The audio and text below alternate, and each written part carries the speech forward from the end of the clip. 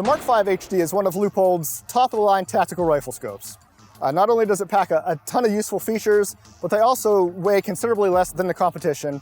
And we're here at the right time, as they just added a new model to the line. We're here at Leupold to talk to the company about what makes the Mark V so special.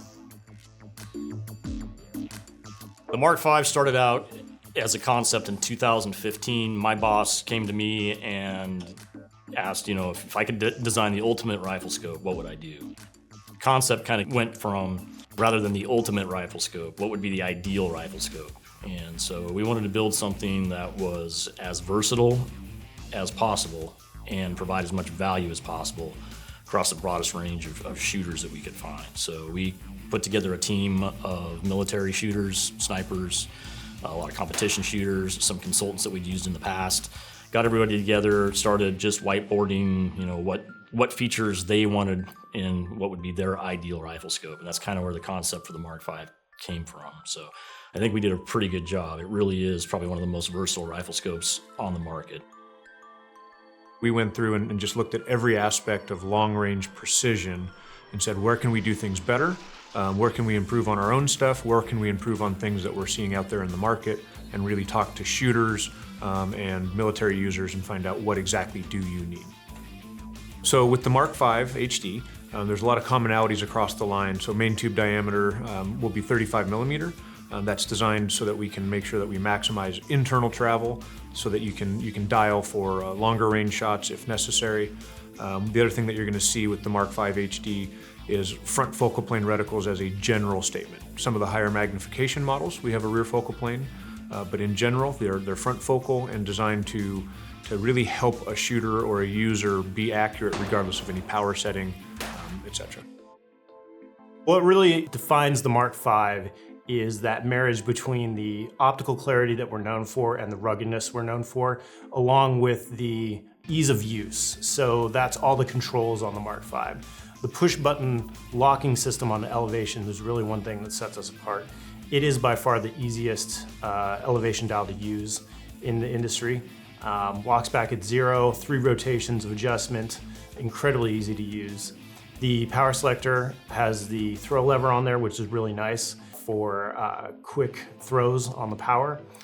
You have the easy turn diopter there, side focus adjustments, illumination, all those features play into the Mark V. We've got a lot of guys that are using them in PRS style competitions and ELR competitions that are doing really well with them. We've won multiple contracts with the 3.6 to 18, the 5 to 25, so the military has picked them up in really good numbers. And there's a lot of people that are seeing the benefits of the Mark V and how they function, the lightweight, the low light performance, and a lot of guys are using these on their hunting rifles as well. Currently, we have a 3.6 to 18, a 5 to 25, and a 7 to 35. They're all available either illuminated or non-illuminated. They're also available with minute of angle adjustments or millirating adjustments. We have a couple second focal plane options in the 7 to 35, and the rest of them are all front focal at this time. We're actually adding the 2 to 10. So the 2 to 10 is the newest member of the Mark V family. Nice, compact little scope. It's less than 12 inches long. It's actually shorter than the couple of scopes that we put in the market to replace our 3.5 to 10 Mark IV and our 2.5 to 8 Mark IV, which were on contract guns all over the world. Comes in at just under 26 ounces. Like I said, super short, super lightweight. Has side focus, so it's going to check a lot of boxes for people that want to run one on a carbine or a short-barreled rifle, ideal for military and LE snipers. With the Mark V, it really is a culmination of everything that we've learned and studied and just found to be true with rifle scopes over the last 70 years. So we've been building military grade and competition grade rifle scopes for decades, but we learn little things here and there. And we find that the users are evolving and the guns are getting more precise, the ammo's getting better. And so by really going in and looking at where did we succeed immensely in the past and where could we have done a little bit better and how can we improve and how do we stretch the limit of what we already know, we went back and really went to the drawing board and said, how do we make this better from the ground up? Pushed the engineering team to really go after real crisp, tactile, exact adjustments? How do we make sure that the optics are very crisp and clear, even when the erector, which is inside the rifle scope, is tipped way up at a sharp angle? How do you make sure that when you're looking kind of sideways through those lenses, that the image is still very crisp, very clear, and that the clicks and the adjustment values stay accurate? That is a difficult thing to do when you're moving parts inside of a scope and you're dealing with light rays that come in horizontally and an erector system that's tipped way up or way down. And so we had to rethink everything from the turret design, the shape of the main tube up at the turret, to how the adjustments track on one end of the travel versus the other, and even, honestly, what does the parallax adjustment do for tracking reticle accuracy, etc.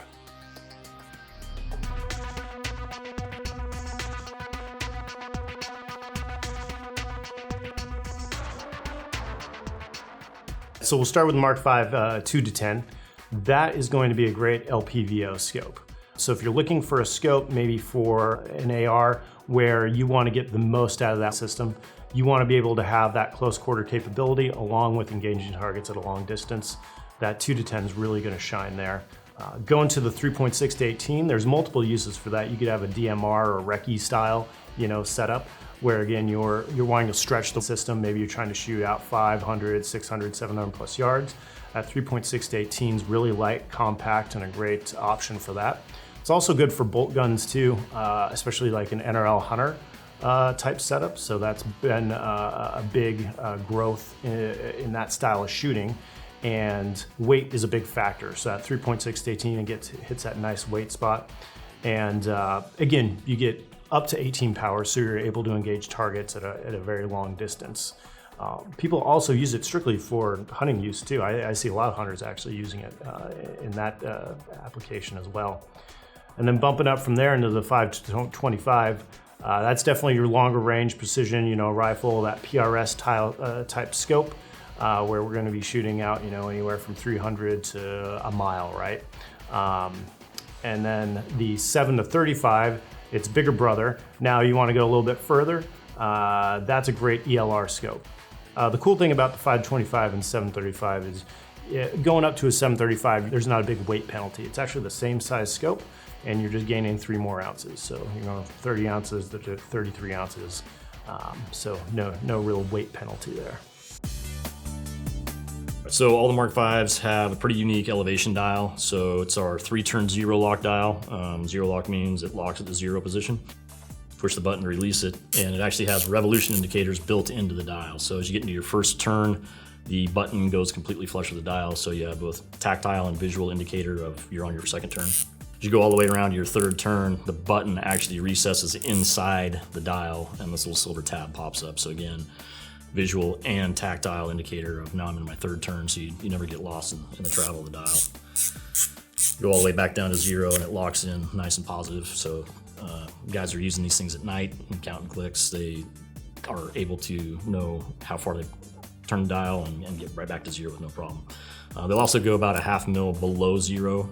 So if you are running night vision or you have to make any small little checks or changes, you can go about a half mil below 0 on all of them. One of the things we worked really hard to do was really reduce weight.